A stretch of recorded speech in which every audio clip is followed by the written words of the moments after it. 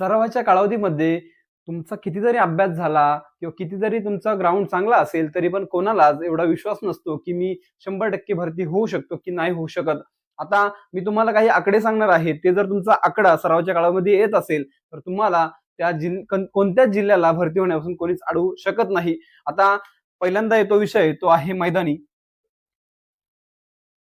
आणि दुसरा आहे तो लेखी. जर तुमचा मैदानीचा बेस आहे, तो जर तुमचा 40 ते 45च्या दरम्यान असेल आणि तुमची लेखी आहे ती 85 ते 90 प्लस या दरम्यान असेल, तर तुम्हाला कोणत्याच जिल्ह्याला भरती होण्यापासून कोणीच अडवू शकत नाही.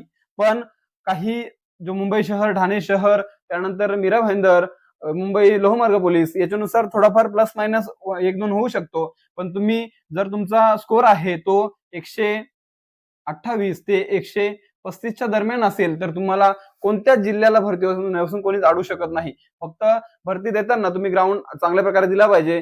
पेपर आल्यानंतर व्हायबल न होता आपल्या व्यवस्थित त्याचं नियोजन करून पेपर सोडवला पाहिजे. जर तुम्हाला येणाऱ्या 15,731 जागेच्या 2025च्या भरतीमध्ये जर तुमचा एवढा जर स्कोर येत असेल, तर तुम्ही 100% भरती होणार आहेत मित्रांनो.